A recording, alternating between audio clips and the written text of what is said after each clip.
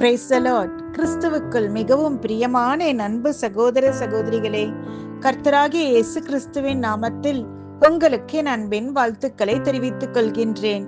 இந்த புதிய மாதமான அக்டோபர் 2025 ஆசீர்வாதங்களுக்காக இந்த ஆடியோ செய்தியின் மூலம் உங்களோடு பேசுவது எனக்கு மிகுந்த மகிழ்ச்சியை தருகின்றது. ஆம், இது உங்களுக்கு ஒரு மகிழ்ச்சியின் காலமாகவும், உங்களுக்கு ஒரு மறு சீரமைப்பின் காலமாகவும், உங்களுக்கு ஆசீர்வாதத்தின் காலமாகவும், உங்கள் வாழ்க்கையில் தேவனுடைய வாக்குத்தத்தங்கள் நிறைவேறுகின்ற ஒரு காலமாகவும், உங்கள் கனவுகள் எல்லாம் நனவாகும் ஒரு காலமாகவும், உங்கள் பிரார்த்தனைகளுக்கான பதில்களை நீங்கள் எதிர்பார்த்ததை விட மிக விரைவாக வந்து உங்கள் இருதயத்தை தேவனுடைய நன்மையினாலும் இரக்கத்தினாலும் நிரப்பி உங்களுக்கு தயவையும் கனத்தையும் கொண்டு வரும் ஒரு காலமாகவும் இருக்க போகிறது என்று நான் நம்புகிறேன்.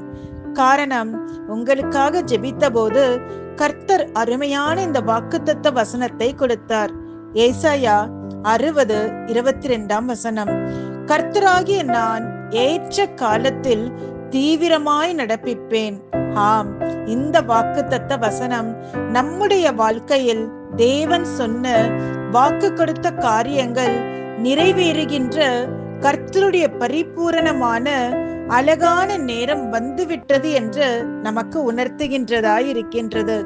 ஆம், அவர் உங்கள் வாழ்க்கையில் அற்புதமான ஒரு காரியத்தை செய்ய போகின்றார். இனி நீங்கள் குறைவை காண போகிறதில்லை. இனி நீங்கள் அழுது கொண்டிருக்க போகிறதில்லை. இனி நீங்கள் கைவிடப்பட்டவர்களைப் போல இருக்க போகிறதில்லை. எனவே இந்த மாதத்தில் தேவனுடைய கரத்திலிருந்து சிறந்த காரியங்களை, நன்மையான காரியங்களை, அற்புதமான காரியங்களை எதிர்பாருங்கள். ஒரு எதிர்பார்ப்புடன் காத்திருங்கள்.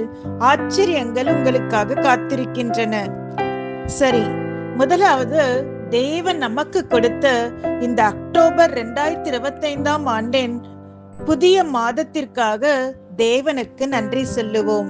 வேதத்தில் 10 என்பது தேவனுடைய தெய்வீக அதிகாரத்தையும் தேவனுடைய இருதயத்தின் தனித்துவத்தையும் குறிக்கின்றது. 10 என்பது வேதத்தில் 242 முறை வருகின்றது. 10 என்பது முழுமை, நிறைவு மற்றும் பரிபூரணத்தை குறிக்கின்றது. யூத நாட்காட்டியில் டெபெட் என்பது நிசானிலிருந்து கணக்கிடப்படும் யூத நாட்காட்டின்படி 10வது மாதமாகும். டெபெட் என்ற வார்த்தைக்கு நல்லது என்று பொருள். ஆம், இது தீமையை நன்மை மேற்கொள்ளும் என்பதை நமக்கு நினைவுபடுத்துகின்றது. எனக்கு அன்பானவர்களே, உங்களை சுற்றியுள்ள தீமைகள் அழிக்கப்பட போகின்றது. ஆம், நீங்கள் அதை வெல்வது மட்டுமல்லாமல் அதன் முடிவையும் பார்க்க போகிறீர்கள். இந்த 10வது மாதம் நீங்கள் தேவனுடைய வல்லமையை பார்க்க போகிறீர்கள். தேவனுடைய அற்புத செயல்களை பார்க்க போகிறீர்கள். தேவன் உங்களுக்காகவே ஆயத்தப்படுத்தியுள்ள விடுதலையிலும் இரட்சிப்பிலும் மகிழ்ச்சி அடையும் ஒரு காலமாக இருக்க போகின்றது. எனக்கு அன்பானவர்களே, இந்த 10வது மாதத்தில் தேவன் உங்களுக்காக என்ன நன்மைகளை வைத்திருக்கிறார் என்பதை அறிய நீங்கள் ஆவலுடன் காத்திருக்கிறீர்கள் இல்லையா? அதை குறித்து நாம் ஜெபத்துடன் பார்ப்போம். முதலாவதாக, உங்கள் வாழ்க்கையில் ஒரு திருப்பு முனையை பார்க்க போகும் ஒரு மாதம். ஆதியாகமம் 18:10 சொல்கிறது, அப்பொழுது அவர் ஒரு உற்பவ கால திட்டத்தில் நிச்சயமாய் உன்னிடத்திற்கு திரும்ப வருவேன். அப்பொழுது உன் மனைவியாகிய சாராளுக்கு ஒரு குமாரன் இருப்பான் என்றார். பிள்ளை பாக்கியத்திற்காக நீண்ட காலமாக காத்திருந்த ஆபிரகாமிடம் தேவன் பேசிய வார்த்தைகள் இவை.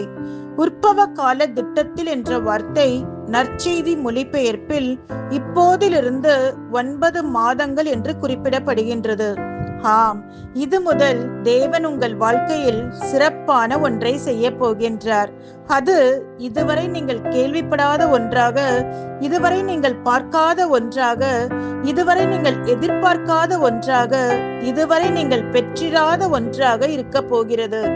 தேவன் ஆபிரகாமிடம், நான் 10வது மாதத்தில் திரும்பி வரும்போது உன் மனைவி சாராள் கர்ப்பவதியாகி ஒரு குமாரனை பெறுவாள் என்று கூறினார். ஆம், 10வது மாதம் என்று நான் சொல்லும் போது முதலில் நமக்கு நினைவுக்கு வருவது, இது ஒரு தாயின் மகிழ்ச்சியான மாதம், ஒரு தாயின் காத்திருக்கும் மாதம், ஒரு தாயின் இருதயத்தினுடைய ஏக்கம் நிறைவடையும் மாதம். ஏனென்றால் 10வது மாதம் ஒரு தாய் தன் கருவிலே சுமந்த ஒரு குழந்தையை பெற்றெடுத்து பூரிப்பாகும் ஒரு பிறப்பின் மாதம். இந்த தருணத்திற்காகவே ஒவ்வொரு தாயும் காத்திருக்கும் ஒரு மாதம்தான் 10வது மாதம். ஒரு பெண்ணாகவும் தாயாகவும் 9 மாதங்களும் அவள் பல வலிகளை, துன்பங்களை, மன அழுத்தத்தை, கவலைகளை, பயங்களை கடந்து செல்கின்றாள். ஆனால் 10வது மாதத்தில் அதுவரை அவள் கடந்து வந்த வேதனையின் நாட்கள் எல்லாம் ஒரு முடிவிற்கு வருகிறது. ஏனென்றால் அவள் தனது நீண்ட காலமாக காத்திருந்து எதிர்பார்த்திருந்து தன்னுடைய அன்பான குழந்தையை பெற்றெடுக்கின்றாள். ஆம், அவளுடைய வலி மறைந்து மகிழ்ச்சி பிறக்கின்றது. அவளுடைய பயம் மறைந்து கொண்டாட்டங்கள் தொடங்குகின்றன. அவளுடைய முணுமுணுப்பு நின்று சிரிப்பு பொங்கி வழிகின்றது. எனக்கு அன்பான சகோதரனே, சகோதரியே, ஒரு தாயை போலவே கடந்த 9 மாதங்களாக நீங்கள் பிரச்சனைகளை, துன்பங்களை, வலிகளை, விரக்திகளை, தோல்விகளை, வேதனையின் கடினமான காலகட்டத்தை கடந்து வந்திருக்கலாம். நீங்கள் கவலைப்பட்டவர்களாய் இனி எந்த கஷ்டத்தையும் தாங்க முடியாதவர்களாக இருக்கலாம். ஆனால் உங்களுக்கு ஒரு நல்ல செய்தி இருக்கின்றது. இந்த 10வது மாதத்தில் எப்படி ஒரு தாய் தனது குழந்தையை 10வது மாதத்தில் பிரசவித்து தனது துக்கங்களிலிருந்து விடுபடுகிறாளோ, அது போல நீங்களும் ஒரு திருப்பு முனையையும் ஒரு புதிய தொடக்கத்தையும் பார்க்க போகிறீர்கள். நான் உங்களுக்கு சொல்லுகிறேன், நீங்கள் நீண்ட காலமாக காத்திருந்த ஆசீர்வாதங்களை காணப்போகும் ஒரு மாதம். நீங்கள் நீண்ட நாட்களாக காத்திருந்த உங்கள் ஜெபங்களுக்கான பதில்களை காணப்போகும் ஒரு மாதம். உங்கள் வாழ்க்கையில் இதுவரை நீங்கள் காணாத மாற்றங்களை காணப்போகின்ற ஒரு மாதம். நீங்கள் இதுவரை கவலைப்பட்டு கலங்கிக் கொண்டிருந்த உங்களுக்கு தொல்லை தந்த பிரச்சனைகளுக்கான தீர்வுகளை காணப்போகின்ற ஒரு மாதம். நீங்கள் இதுவரை உங்கள் வாழ்வில் பார்த்திராத நன்மைகளை பார்க்க போகின்ற ஒரு மாதம். எனக்கு அன்பானவர்களே, நாம் பல காரியங்களை தவறவிட்டிருக்கலாம். ஆனால் தேவன் எதையும் அவ்வளவு எளிதில் தவற விடுவதில்லை. நாம் பல காரியங்களை தாமதப்படுத்தலாம். ஆனால் அவர் எப்போதும் சரியான நேரத்தில் சரியாக செய்கிறவராக இருக்கின்றார். நாம் தேவனுடைய வாக்குத்தத்தங்களை மறந்து போயிருக்கலாம். ஆனால் அவர் அதை நிறைவேற்ற ஒருபோதும் தவறமாட்டார். நாம் அவரை நேசிக்காமல் இருந்திருக்கலாம். ஆனால் அவர் நம் மீது வைத்திருக்கின்ற அன்பு எப்போதும் மாறாமல், அசைக்க முடியாததாக, தனியாததாகவே இருக்கின்றது. ஆம், தேவனுடைய அன்பு எப்போதுமே மாறாதது. தேவனுடைய நேரம் எப்போதுமே சரியானது. அவை ஒருபோதும் சீக்கிரமாகவோ தாமதமாகவோ இருக்காது. அது நாம் எதிர்பார்த்த நேரமாக இல்லாமல் இருக்கலாம். ஆனால் அவருடைய நேரம் எப்போதும் நமக்கு மிகவும் தேவையான சரியான ஒரு நேரமாக இருக்கும் என்பதில் எந்த ஒரு சந்தேகமும் இல்லை. மேலும் நாம் காத்திருந்ததற்கு உகந்த ஒரு மேன்மையான பலனை அளிக்கிறதாகவும் இருக்கும். அவருடைய நேரத்தை நாம் நம்புவோம். நீங்கள் எடுத்து வைக்கும் ஒவ்வொரு அடியும் அவருடைய ஆசீர்வாதத்திற்கு ஒரு படி நெருக்கமாக உங்களை கொண்டு செல்கிறது என்பதை நினைவில் கொள்ளுங்கள். சர்வ வல்லமையுள்ள தேவனுடைய தீர்க்கதரிசியாக நான் உங்களுக்கு தீர்க்க தரிசனமாக சொல்லுகிறது என்னவென்றால், உங்கள் வாழ்க்கை இதே மாதிரியாய் இருக்க போகிறதில்லை. உங்களுக்கு ஒரு ஆச்சரியம் காத்திருக்கிறது. உங்களுடைய குடும்பம் இதே நிலையில் இருக்க போகிறதில்லை. உங்களுக்கு ஒரு மகிழ்ச்சியான செய்தி காத்திருக்கிறது. உங்களுடைய பிள்ளைகளுடைய தற்போதைய வாழ்க்கை இதே மாதிரியாய் இருக்க போகிறதில்லை. அவர்களை குறித்த ஒரு நல்ல செய்தியை நீங்கள் சீக்கிரத்தில் கேட்க போகிறீர்கள். உங்கள் தற்போதைய வேலையின் சூழ்நிலை இதே மாதிரியாய் இருக்க போகிறதில்லை. நீங்கள் எதிர்பார்க்காத ஒரு அங்கீகாரம் உங்களுக்காக காத்து கொண்டிருக்கிறது. உங்கள் வியாபாரத்தின் நிலை இதே மாதிரியாய் இருக்க போகிறதில்லை. நீங்கள் எதிர்பார்க்காத ஒரு உயர்வு, ஒரு மேன்மை உங்களுக்காக வந்து கொண்டிருக்கிறது. தேவனுடைய ஊழியத்தில் உங்கள் அபிஷேகம் இதே மாதிரியாய் இருக்க போகிறதில்லை. வருகின்ற நாட்களில் நீங்கள் எதிர்பாராத ஒரு அறுவடையை நீங்கள் பார்க்கத்தான் போகிறீர்கள். அல்லேலூயா.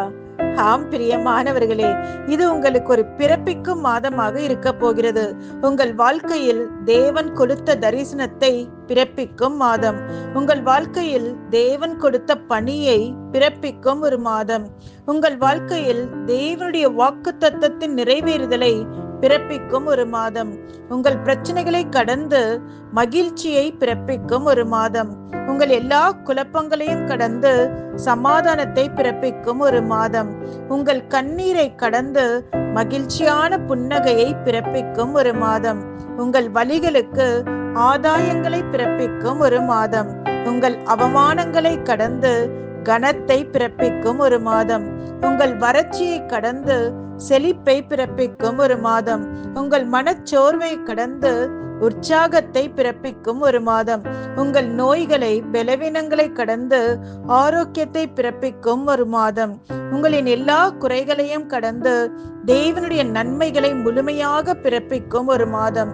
உங்கள் வாழ்க்கையில் தேவன் உங்களுக்காக வைத்திருக்கிற அனைத்து ஆசீர்வாதங்களையும் சுதந்திரிக்கும்படியாக பிறப்பிக்கும் ஒரு மாதமாக இந்த மாதம் இருக்க போகின்றது. ஆம், இந்த மாதம் உங்கள் வாழ்க்கையில் தேவனுடைய நன்மைகளையும் தேவனுடைய மகத்துவத்தையும் நீங்கள் பார்த்து நீங்கள் ஆச்சரியப்படுகிறது மட்டுமல்லாமல் பலரையும் ஆச்சரியப்படுத்த போகின்றது. அல்லேலூயா. இரண்டாவதாக, கட்டப்பட்ட உங்கள் வாழ்க்கையில் ஒரு மாற்றத்தை பார்க்கும் மாதம். இஸ்ரவேலர்கள் எகிப்து தேசத்தில் 430 ஆண்டுகள் அடிமைகளாக வாழ்ந்ததை நாம் அனைவரும் அறிவோம். ஆனால் தேவன் தலையிட்டு இஸ்ரவேலர்களை விடுவித்து வாக்கு பண்ணப்பட்ட தேசத்திற்கு அழைத்து செல்ல மோசே என்ற ஒரு மனிதனை ஒரு தலைவராக எழுப்பினார். இதற்கிடையில் இஸ்ரவேலர்களின் மீது எகிப்தின் பார்வோனின் இருதயம் கடினப்பட்டது. அவன் அவர்களை நசுக்கினான், ஒடுக்கினான். அவர்கள் பலுகி பெருகாதபடி அவர்கள் பிள்ளைகளை கொல்லவும் திட்டமிட்டான். யாத்திராகமம் 2:23 சொல்கிறது, இஸ்ரவேல் புத்திரர் அடிமைத்தனத்தினால் தவித்து முறையிட்டு கொண்டிருந்தார்கள். அவர்கள் அடிமைத்தனத்திலிருந்து முறையிடும் சத்தம் தேவ சந்நிதியில் எட்டினது. நீங்கள் யாத்திராகமம் 7:13 வாசித்தால், இஸ்ரவேலர்களுடைய கூக்குரலை கேட்டு தம்முடைய ஜனத்தை நீண்ட கால அடிமைத்தனத்திலிருந்து விடுவிப்பதற்காக தேவன் பண்டைய எகிப்தின் மீது 10 வாதைகளை அனுப்பினார் என்பதை நாம் அனைவரும் அறிவோம். 430 ஆண்டுகளாக எகிப்திலே அடிமைகளாக வாழ்ந்த இஸ்ரவேலர்கள், நான் ஒரு அடிமையாக இருக்கவே அழைக்கப்பட்டவன். இப்படி இருப்பது என் தலைவிதி, இது ஒருபோதும் மாறப்போகிறதில்லை என்று சொல்லி இருக்கலாம்.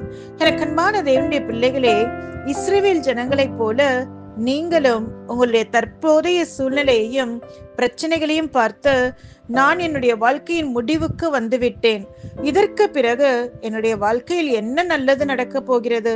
இதுவரை நடக்காத விஷயங்கள் இதற்கு பிறகு நடக்கத்தான் போகிறதா? இதுவரை மாறாத விஷயங்கள் இதற்கு பிறகு மாறுமா? என்னுடைய முயற்சிகள் வீணானது, என்னுடைய காத்திருப்பும் வீணாகி விட்டது, என்னுடைய கண்ணீர் வீணாகி விட்டது, என்னுடைய ஜெபங்கள் வீணாகி விட்டது என்று வேதனையோடு சொல்லிக் கொண்டிருக்கிறீர்களா? எனக்கு அன்பானவர்களே, நான் ஒன்று சொல்கின்றேன். தேவன் அமைதியாக இருக்கிறார் என்பதால் தேவன் உங்களை மறந்து விட்டார் என்று அர்த்தமில்லை. தேவன் உங்கள் பிரார்த்தனைகளுக்கு பதிலளிக்கவில்லை என்பதால் தேவன் உங்களை நேசிக்கவில்லை என்று அர்த்தமில்லை. தேவன் இதுவரை எதையும் செய்யவில்லை என்பதால் தேவன் உங்கள் வாழ்க்கையில் இனி எதையுமே செய்ய மாட்டார் என்றும் அர்த்தமில்லை. எனக்கு அன்பானவர்களே, மற்றவர்கள் உங்களை அறிந்திருக்கிறதை காட்டிலும் தேவன் உங்களை நன்றாகவே அறிந்திருக்கின்றார். நீங்கள் உங்களை புரிந்திருக்கிறதை காட்டிலும் தேவன் உங்களை அதிகமாய் புரிந்திருக்கின்றார். அவர் உங்கள் மீது மிகவும் அக்கறையுள்ளவராய் இருக்கின்றார். உங்கள் வாழ்க்கையில் எதையும் செய்ய, எதையும் மாற்ற தேவனுக்கு ஒரு நொடி போதும்.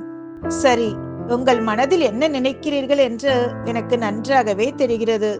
பின்னர் ஏன் தேவன் என் வாழ்க்கையில் எதையும் செய்யாமல் அமைதியாக இருக்கிறார் என்றுதானே? எனக்கு அன்பானவர்களே, உங்கள் கேள்விகள் நியாயமானவைதான், சத்தியமானவைதான். காரணம், நீங்கள் உங்களுடைய வாழ்க்கையில் நிறைய போராட்டங்களையும் வேதனைகளையும் கடந்து வந்திருக்கிறீர்கள். ஆனால் நாம் புரிந்து கொள்ள வேண்டியது என்ன தெரியுமா? நம்முடைய தேவன் தன்னுடைய செயல்களில் எப்போதுமே அவசரப்படுகிறதில்லை. நம்முடைய தேவன் நம்மை பற்றிய முடிவுகளில் அவர் அவசரப்படுகிறதில்லை. நம்முடைய தேவன் வெறும் வாக்குறுதிகளை மட்டும் கொடுப்பதில் அவசரப்படுகிறதில்லை. அவர் ஒரு காரியத்தை சொல்வார் என்றால், ஒரு காரியத்தை வாக்கு பண்ணுவார் என்றால் அதில் எந்த மாற்றமும் இருக்காது. அது நிச்சயமாக நிறைவேறும். சில சமயங்களில் அவர் அமைதியாக இருந்தால், அவர் ஒன்றும் செய்யவில்லை என்றால், அவர் பதில் தரவில்லை என்றால், அவர் திரைக்கு பின்னால் உங்களுக்காக சிறப்பான ஒன்றை செய்து கொண்டிருக்கிறார். அவர் திரைக்கு பின்னால் உங்களுக்காக நன்மையான ஒன்றை ஆயத்தம் செய்து கொண்டிருக்கிறார். அவர் நீங்கள் எதிர்பார்த்ததை விட சிறப்பான ஒன்றை உங்களுக்காக செய்ய போகின்றார் என்று அர்த்தம். ஆம், ஆச்சரியம் என்னவென்றால், தேவன் இஸ்ரவேலருக்காக செயல்பட தொடங்கிய போது இஸ்ரவேலர்கள் அதன் பின் எகிப்திய இராணுவத்துடன் சண்டையிட வேண்டிய அவசியமே வரவில்லை. காரணம், தேவன் அவர்களுக்காக யுத்தம் பண்ணினார்.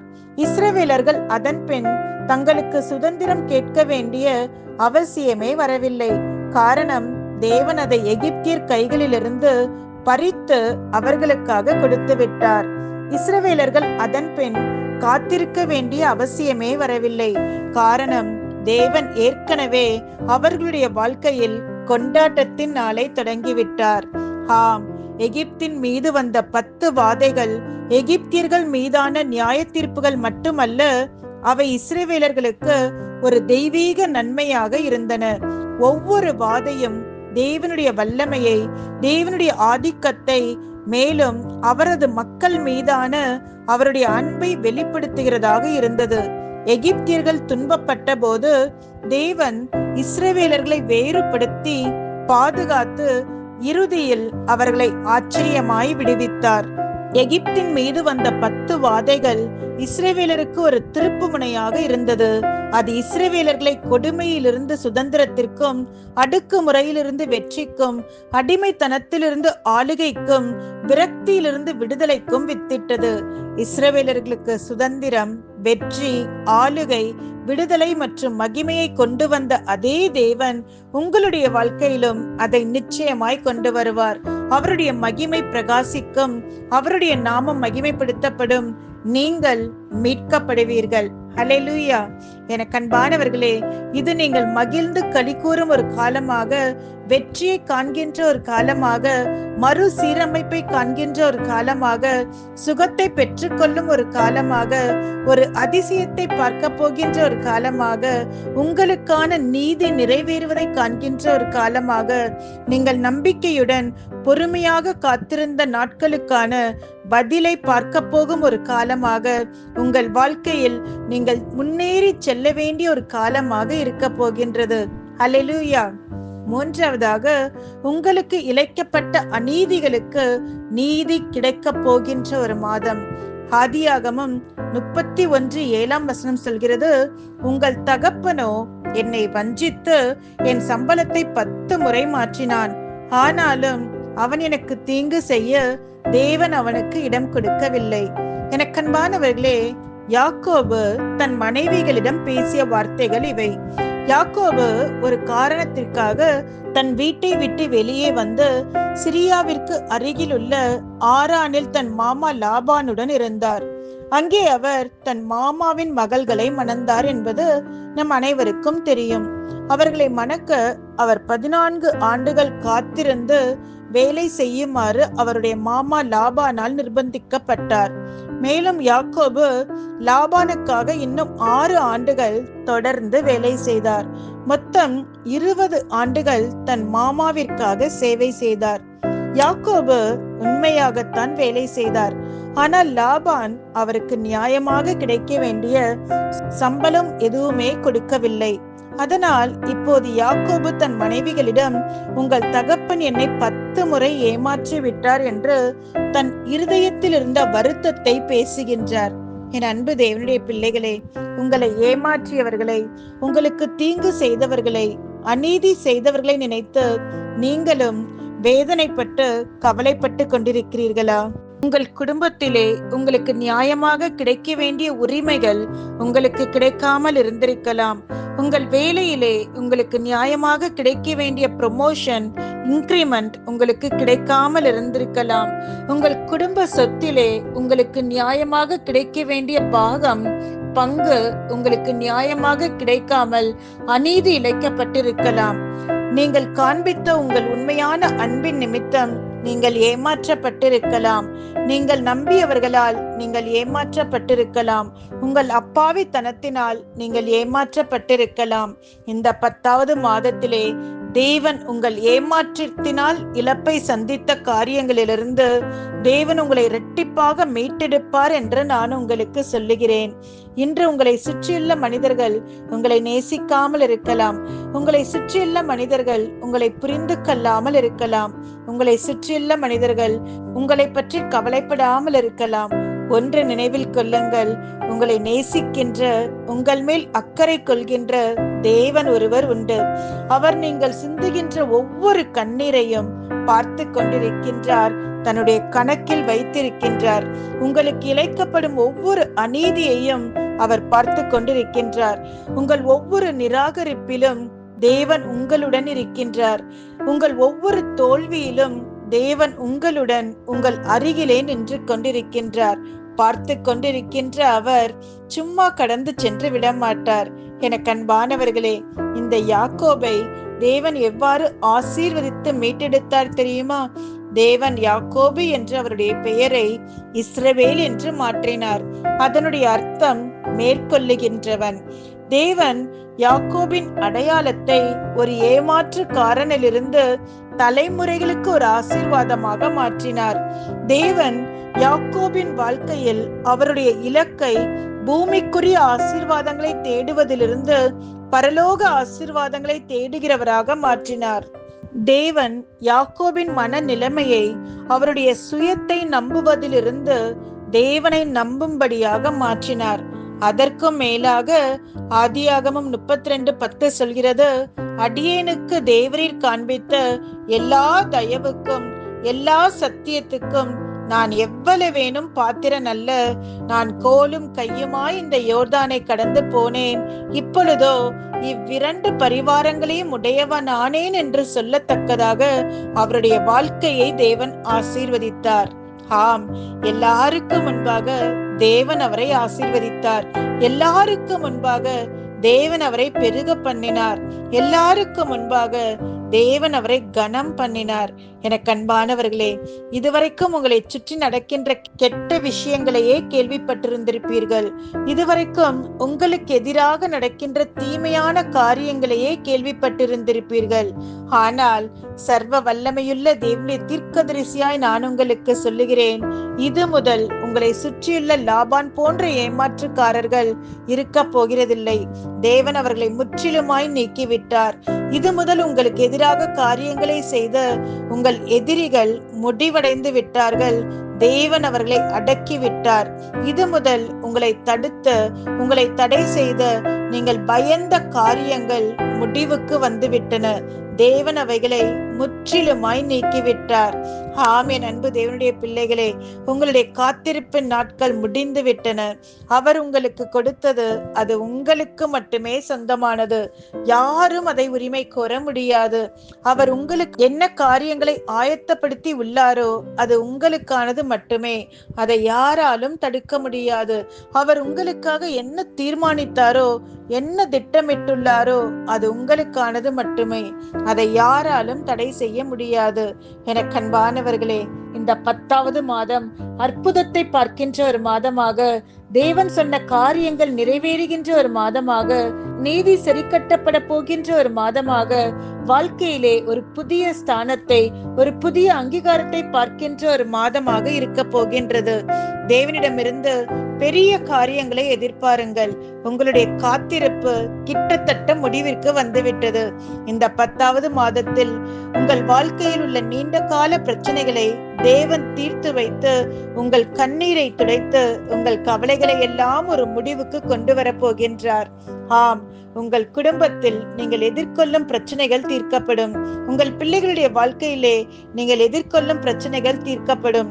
உங்கள் வேலை ஸ்தலத்திலே உள்ள பிரச்சனைகள் தீர்க்கப்படும். உங்கள் வியாபாரத்தில் உள்ள பிரச்சனைகள் தீர்க்கப்படும். உங்கள் உடல் நலத்தில் உள்ள பிரச்சனைகள் தீர்க்கப்படும். உங்கள் பொருளாதார பிரச்சனைகள் தீர்க்கப்படும். உங்கள் ஊழியத்தில் உள்ள பிரச்சனைகள் தீர்க்கப்படும். இந்த மாதம் உங்கள் கண்ணீருக்கு முடிவாகவும் உங்கள் காத்திருப்பு அனைத்திற்கும் விடையாகவும் உங்கள் வாழ்க்கையில் ஒரு புதிய தொடக்கத்தையும் ஒரு புதிய அத்தியாயத்தையும் ஒரு புதிய பாதையையும் நீங்கள் பார்க்க போகின்ற ஒரு மாதமாகவும் இருக்கும் என்று கர்த்தராகிய இயேசு கிறிஸ்துவின் நாமத்தில் நான் உங்களுக்கு தீர்க்க தரிசனமாய் சொல்கிறேன். அவர் நீங்கள் இழந்த சந்தோஷத்தை, நீங்கள் இழந்த மகிழ்ச்சியை, நீங்கள் இழந்த மன அமைதியை, நீங்கள் இழந்த சமாதானத்தை மீண்டும் உங்களுக்கு தரப்போகின்றார். நீங்கள் இழந்த எல்லா ஆசீர்வாதங்களையும் இரட்டிப்பாய் நிச்சயமாக உங்கள் வாழ்க்கையில் கொண்டு வருவார். ஆமேன். அவருடைய வாக்குறுதிகளை நம்புங்கள், வாக்கு தத்தங்களை விசுவாசியுங்கள். அவருடைய அற்புத செயல்களை உங்கள் வாழ்க்கையில் நீங்கள் நிச்சயம் பார்ப்பீர்கள். கர்த்தர் உங்களை ஆசீர்வதிப்பாராக. God bless you. எனக்கு அன்பானவர்களே, இந்த வார்த்தை உங்களுக்கு மிகுந்த ஒரு ஆறுதலாக ஆசீர்வாதமாய் இருக்கும் என்று நம்புகிறேன். தேவன் உங்கள் பேரை அறிந்திருக்கிறார். நீங்கள் வடிக்கின்ற கண்ணீரை அறிந்திருக்கிறார். நீங்கள் கடந்து செல்கிற பாதையை அறிந்திருக்கிறார். உங்கள் மனதில் இருக்கிற கேள்விகளை அறிந்திருக்கிறார். இந்த நாளிலே உங்கள் வாழ்க்கையில் தாமதித்த ஒவ்வொரு காரியத்தையும் ஆண்டவர் அறிந்திருக்கிறார். இன்று கேள்விகளோடு கவலைகளோடு இருக்கிற உங்களை பார்த்துதான் ஆண்டவர் சொல்லுகிறார். ஏசாயா 60:22, கர்த்தராகிய நான் ஏற்ற காலத்தில் தீவிரமாக நடிப்பிப்பேன். ஆண்டவர் உங்கள் வாழ்க்கையில தீவிரமாக ஒரு காரியத்தை செய்ய போகிறார். உங்கள் குடும்பத்திலே செய்ய போகிறார். உங்கள் பிள்ளைகளுடைய வாழ்க்கையில செய்ய போகிறார். உங்கள் வேலையத்திலே செய்ய போகிறார். உங்கள் தொழிலிலே செய்ய போகிறார். நீங்கள் உத்தமமாக செய்கிற ஊழியத்திலே செய்ய போகிறார். நீங்கள் எதிர்பார்த்த காரியத்திலே செய்ய போகிறார். உங்கள் பகைத்த சத்துருவுக்கு முன்பாக உங்கள் தலையை உயர்த்த போகிறார். உங்கள் எதிர்த்த மக்களுக்கு முன்பாக உங்களை கனப்படுத்த போகிறார். உங்களை ஒதுக்கி வைத்த மக்களுக்கு முன்பாக நீங்கள் சிறந்தவர்கள் என்று அறியும்படி அவர் உங்களை வைக்க போகிறார். எனக்கு அன்பானவர்களே, இந்த நாளிலே உங்கள் மனதில் எந்த காரியத்திற்காக நீங்கள் எதிர்பார்த்து கொண்டிருக்கிறீர்கள்? சரீரம் சுகத்திற்காகவா, குடும்பத்தின் காரியங்களுக்காகவா, பிள்ளைகளுடைய காரியங்களுக்காகவா? இன்று ஆண்டவர் உங்களை பார்த்து சொல்லுகிறார், நான் தீவிரமாக செய்ய போகிறேன். உங்கள் காத்திருந்த நாட்கள் முடிந்து போயிற்று. நீங்கள் கண்ணீர் விட்ட நாட்கள் முடிந்து போய்விட்டது. நீங்கள் அநீதி பார்த்த நாட்களுக்கு ஈடாக நீதியை சரி கட்டுகிற நாட்களை கர்த்தர் உனக்கு முன்பாக வைத்திருக்கிறார். அவர்கள் அவரை நோக்கி பார்த்து பிரகாசம் அடைந்தார்கள். அவர்கள் முகம் வெட்கப்பட்டு போவதில்லை. இந்த நாளிலே ஆண்டவரை நோக்கி பார்த்திருக்கிற உங்கள் வெட்கத்துக்கு ஈடாக இரட்டத்தனையான நன்மையை தருவார். உங்கள் வேலையில ஒரு வித்தியாசத்தை பார்க்க போறீங்க. உங்கள் குடும்பத்துல ஒரு வித்தியாசத்தை பார்க்க போறீங்க. உங்கள் பிள்ளைகளோட வாழ்க்கையில ஒரு வித்தியாசத்தை பார்க்க போறீங்க. உங்கள் தொழிலிலே ஒரு வித்தியாசத்தை பார்க்க போறீங்க. உங்கள் வருமானத்துல ஒரு வித்தியாசத்தை பார்க்க போகிறீர்கள்.